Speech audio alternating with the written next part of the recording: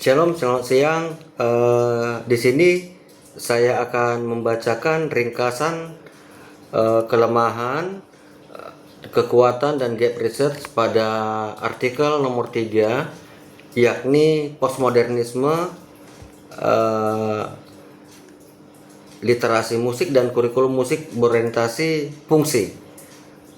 Dalam bahasa Inggrisnya postmodernism, music literacy and the function oriented music curriculum oleh Mei Kokido tahun 2018, yang membahas tentang tantangan yang dihadapi oleh para pendidik musik di era postmodern dan mengusulkan kurikulum musik berbasis fungsi sebagai kerangka kerja untuk mengatasi masalah tersebut. Yang mana artikel ini memiliki ide utama bahwa pendidik musik harus menilai kembali pengetahuan dan keterampilan musik siswa serta hubungannya dengan kehidupan nyata. Banyak tantangan kontemporer dapat dikaitkan dengan fungsi-fungsi musik dalam konteks sarana komunikasi baru dan penentu postmodernisme. Oleh karena itu, fungsi-fungsi musik diusulkan sebagai kerangka panduan untuk kurikulum musik. Konsep literasi telah berkembang dari sekedar keterampilan mendekod tulisan menjadi praktik sosial dan proses penggunaan berupa keterampilan, pengetahuan, dan sikap. Literasi musik secara tradisional mengacu pada pembaca dan menulis musik, tetapi kini didefinisikan sebagai kemampuan untuk menciptakan pengalaman yang bermakna dalam musik, berinteraksi secara efektif dengan teks musik melalui mendengarkan, melakukan, mencipta, dan merenungkan dan membangun makna. Dalam era postmodern, literasi ini harus mencakup literasi multimodal digital karena media digital mendominasi kehidupan dan musik menjadi multimodal. Musik literasi diharapkan menjadi lebih sensitif dan bertanggung jawab terhadap masalah sosial dan menggunakan pengetahuan dan keterampilan sesuai dengan prinsip-prinsip moral. Kurikulum musik tradisional dianggap tidak sesuai untuk siswa saat ini karena seringkali mengabaikan perubahan sosial, budaya, dan teknologi. Postmodernisme ditandai dengan penghapusan batas antara seni tinggi dan seni rendah, misalnya musik klasik dan budaya pop. Mempertahankan hierarki musik, misalnya menganggap musik klasik lebih superior, yang menyebabkan marginalisasi pendidikan musik dan kesenjangan budaya. Kurikulum harus menjembatani musik sekolah dan musik dalam kehidupan sehari-hari. Kurikulum berbasis fungsi yang diusulkan didasarkan pada daftar fungsi musik Alan P. Merriam tahun 1964, dan Kokido menambahkan 3 fungsi baru dari satu aspek tambahan untuk memperbarui daftar Merriam agar relevan dengan dunia saat ini, yaitu yang pertama, konstruksi identitas, yang kedua, aktivisme musik, 3, interaksi dalam konteks multimodal digital, 4, aspek isolasi atau non-komunikasi ditambahkan ke dalam fungsi komunikasi. Yang mana fungsi musik Alan Merriam yang diperluas adalah ekspresi emosional, kenikmatan estetika, hiburan, komunikasi termasuk aspek isolasi atau non-komunikasi, representasi simbolik, respon fisik, penegakan kepatuhan terhadap norma sosial, validasi institusi sosial dan ritual keagamaan, kontribusi terhadap kesinambungan dan stabilitas budaya, kontribusi terhadap integrasi masyarakat, konstruksi identitas, aktivisme musik, interaksi dalam konteks multimodal digital. Model fungsi berbasis ini konsisten dengan prinsip-prinsip pedagogi kritis dan pandangan bahwa musik adalah aktivitas atau musiking. Pendekatan ini memungkinkan siswa untuk menyelidiki proses interaksi yang ditimbulkan melalui musik dalam kehidupan sehari-hari dan menjauhi perspektif etnosentris.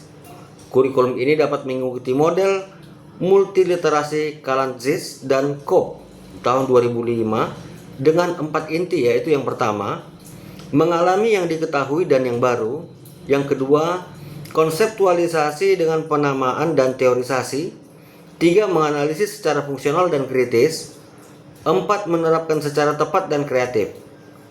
Penulis merangkum kegiatan yang diimplementasikan dalam kurikulum berbasis fungsi di kelas universitas untuk guru umum prajabatan, menunjukkan bagaimana setiap fungsi dapat menjadi titik fokus untuk eksplorasi dan diskusi.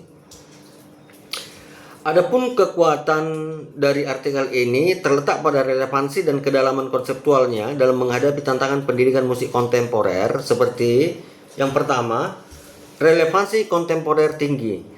Artikel ini secara langsung menangani dampak postmodernisme dan media digital terhadap musik dan pendidikan musik yang merupakan isu krusial di abad 21, dan ini menjembatani kesenjangan antara musik sekolah dan musik kehidupan sehari-hari siswa. Yang kedua adalah kerangka konseptual yang inovatif. Penulis menawarkan solusi kurikuler yang baru dan terstruktur, yakni kurikulum musik berorientasi fungsi.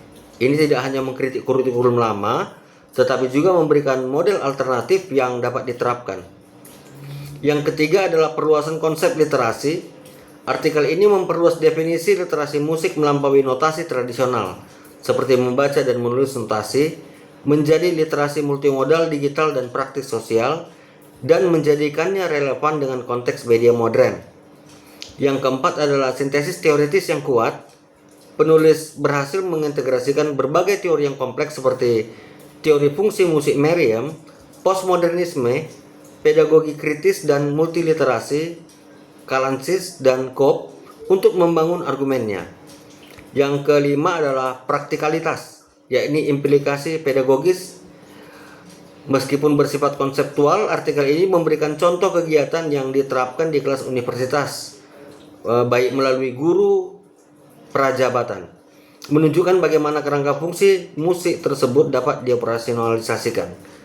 Adapun kelemahan artikel ini yang memiliki keterbatasan terutama dalam hal implementasi dan validasi empiris, seperti yang pertama, validasi empiris terbatas, di mana artikel ini sebagian besar bersifat konseptual dan preskriptif, yakni mengusulkan apa yang seharusnya dilakukan, dan meskipun disebutkan implementasi di kelas universitas, rincian mengenai hasil, efektivitas atau dampak jangka panjang kurikulum berbasis fungsi pada siswa K12 yang menjadi fokus utama reformasi kurikulum tidak disajikan secara mendalam.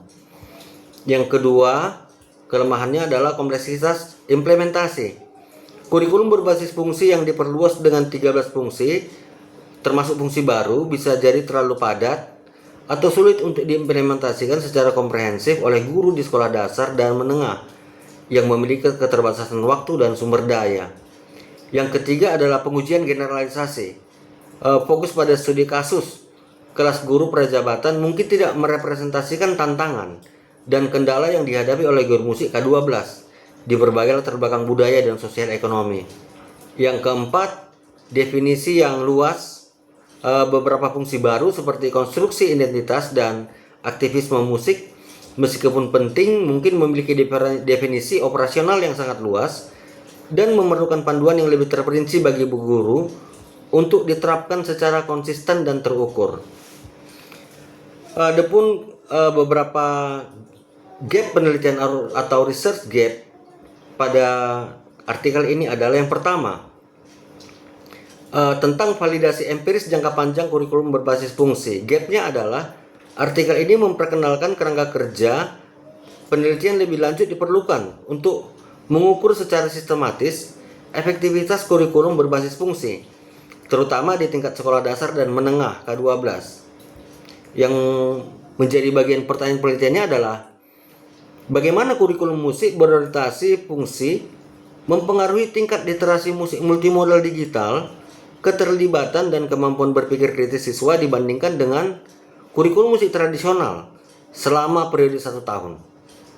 Yang kedua, gap research-nya dalam artikel ketiga ini adalah pengembangan dan pengujian bahan ajar untuk fungsi baru. Yang merupakan gap adalah fungsi-fungsi baru seperti aktivisme musik dan interaksi dalam konteks multimodal digital yang bersifat transformatif namun kurang memiliki pedoman praktis. Dari sini dapat muncul pertanyaan penelitian, apa desain pedagogis atau lesson plan, rubrik penilaian, sumber daya yang paling efektif untuk mengajarkan fungsi musik sebagai aktivisme dan bagaimana efektivitasnya dapat dinilai dalam konteks kelas.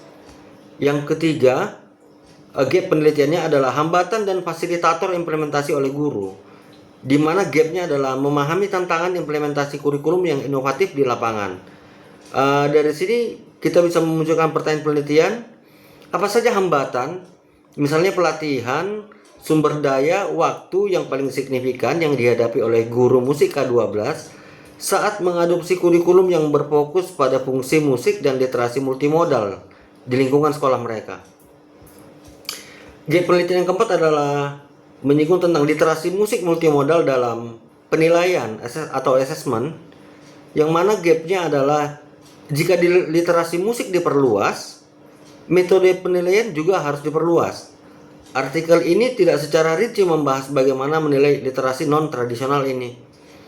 Yang menjadi pertanyaan penelitian adalah bagaimana mengembangkan dan memvalidasi alat penilaian yang reliable dan valid untuk mengukur tingkat literasi musik multimodal dan kompetensi siswa dalam fungsi musik selain dari penilaian notasi tradisional. Demikianlah yang bisa saya ambil dari artikel Postmodernism, Music Literacies and the Function Oriented yang ditulis oleh Mike Kokido tahun 2018, berupa rangkuman kelemahan, kelebihan dari artikel ini, termasuk gap research dan pertanyaan penelitian melalui gap research-nya. Demikian saya sampaikan. Terima kasih dan Tuhan Yesus memberkati.